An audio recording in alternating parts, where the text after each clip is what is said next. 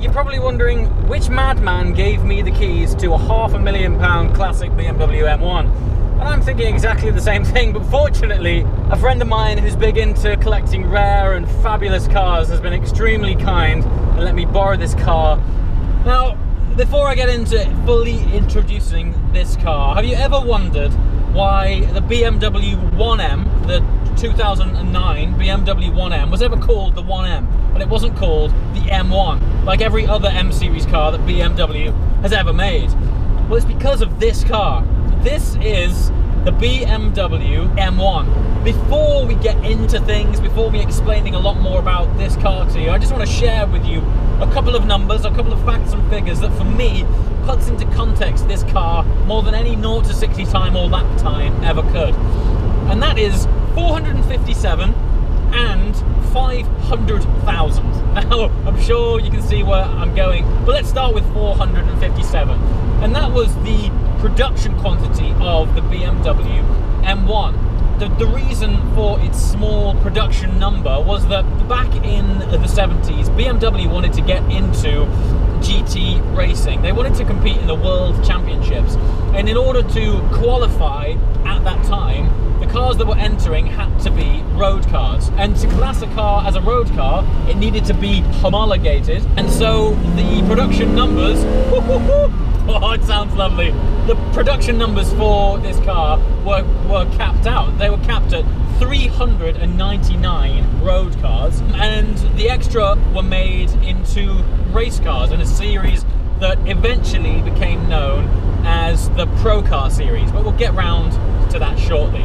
So, as a result, only 399 road cars were built of the M1, and that's where that 500,000 comes in, because 30 years later, the BMW M1 is now trading hands for £500,000. Yeah, this BMW could easily be sold for 500 grand, which is amazing. I mean, when we associate, expensive numbers with BMWs these days, they're nowhere near that figure. So yeah, I'm currently driving a £500,000 BMW, and it's from the 70s. Now, what was strange about this car was BMW at that time actually approached Lamborghini to develop this car. They were involved in racing at that time, and BM thought that they would be a suitable partner to help them to design the car and develop it for a racing series. And that basically has a lot to do with why this car looks like it was a Lamborghini from the 70s. It's because that's exactly what it was. BM teamed up with them, their design team took over, which is why the front of this car looks like a cheese wedge, and the back of it has 2 BMW badges. I've never seen a road car with 2 logo badges on it. The reason for that was it had so much Lamborghini design emphasis in it that when it was on the road, when you were being overtaken by this car, BMW didn't want you to think that you were being overtaken by a Lambo. And that's not the only thing that Lamborghini left in this car. This has had a heavy slap of 70s Italian car design DNA. And they filled the footwell with, I would say, 70% wheel arch. And as a result, you've got that sort of offset driving position of Italian sports cars from the 70s. So let's get into what this car really is. Well, up until the BMW i8, this was the only ever mid-rear engine car that BMW ever made, which in itself makes it a very significant car. It's a 3.5 litre straight six, and at that time in the 70s it was running 277 brake horsepower, which by modern day standards doesn't sound much, but this car, bang on the nose, weighs just 1,300 kilograms. And when you're in it and up it, just change it down this lovely dogleg gearbox.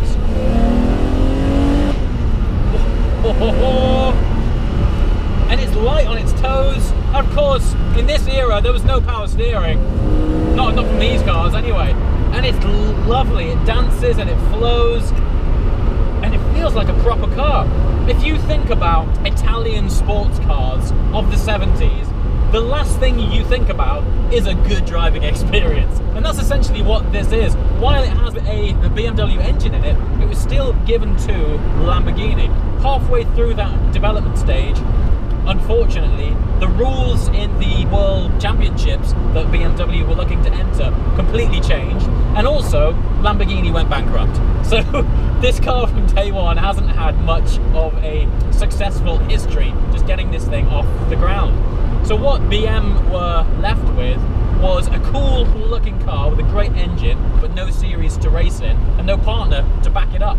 Left with all these cars, BM were like, what are we gonna do now? How can we possibly justify this program, justify these cars? And so they made up an entirely new race series just for this car called Pro Car. And things broke loose. Things went absolutely ape. They ended up turbocharging this car, which, as I just mentioned, is conventionally only 277 horsepower, and they ended up running 850 horsepower. I mean, don't forget, the road car weighs 1,300 kilograms, the race car even less. I implore you to go, after this video, YouTube search for BMW M1 Pro Car and just listen to those things. They are absolutely savage. The overrun is just firing flames out all day long, and as a series it used to follow the Formula 1 circuit as its support race, and they were absolutely fantastic. So what went from a sort of rocky start got off the road quite literally an explosive engine that made these cars super cool and also very desirable. Now, what is interesting is, at that time in the 70s, the other cars that this was competing with was the Porsche 930 Turbo, the Ferrari 512 BB, and at that time a Ferrari was around £20,000, which in 70s money was a lot of money. The M1 was pushing out 35 grand for a BMW in the 70s. So it was niche from day one. There was no chance your average Joe was ever going to get hold of one of these cars. And that's part of the reason now that the M1 is worth £500,000. In fact, there was an example a few years ago. Only 3 of these cars were ever made in silver. One of them was commissioned by F1 mogul Bernie Ecclestone. That car recently sold for £600,000. Yeah. Now, some of the favourite features of mine on this car are, of course, the pop-up headlights. But with it first and foremost being a race car, it has twin entry fuel caps, which, okay, that's available on self-respecting sports cars, but these are housed behind their own little glass doors. I've never seen a design feature like it on any car. They have their own little glass boxes their fuel caps are in, and they're hidden behind them. I've never seen it before, but now I know the history, you realise that what you're actually in is a race car, hence 2 fuel caps. Like any good lightweight sports car, it's all about when this car is rolling. And with it having no power steering, it feels beautiful. There's loads of feedback, it's very organic. But something else, arguably more significant, came out of the M1, which is why it's a very important car, is that this engine eventually became the very first engine that was featured in the first BMW M5, albeit then that they tuned it up even more. But with that understanding, you can appreciate why this is such a special car. It's part of history. It's cooler because underneath is Bavarian engineering. It's the finest Bavarian skill, and it's beautiful. It runs fabulously. The engine's sweet. We've got a dogleg gearbox, of course, because it originated as a race car. But just listen to the engine. Oh. Of course, by modern day standards, it's not fast at all. But that's not the point, is it? You're getting in something which provides just a totally unique driving experience from basically anything that you can buy now. I like it. I really like this car. I'm going to have my chiropractor on speed dial because I'm so offset, but other than that, it's beautiful. So you're probably wondering which madman gave me the keys to a £500,000 classic BMW M1. And I'm thinking exactly the same thing, but fortunately, a friend of mine who's big into collecting rare and fabulous cars has been extremely kind and let me borrow this car today. But I've also got to say a massive thank you to Don Law Racing. Now, Don Law, if you don't know these guys, they particularly specialize in Jaguar XJ220s. And when I say specialize, these guys are the global authority on all things XJ220. But every now and again, they also do up some other incredibly rare and special cars, and my friend left it in their hands. So he said, you know what, drive up to Turn and see Don. He'll pass you the keys and off you go. So massive thank you to my friend, but also a huge thank you as well to Don Law for just taking his time to show me this car. Also, coming soon, I'm going to have to do some more features on this guy and his cars. They got some amazing XJ220s. The company history and story as well is fantastic. So I'm going to try and get Justin Law on Full Chat soon in a very special car. I guarantee it is one of one, the only car in the world of this kind, which will be coming soon. But other than that, I look forward to sharing more adventures. And as always, if you like what you've seen, please hit the subscribe button, and I'll see you next time. Thanks for watching, guys.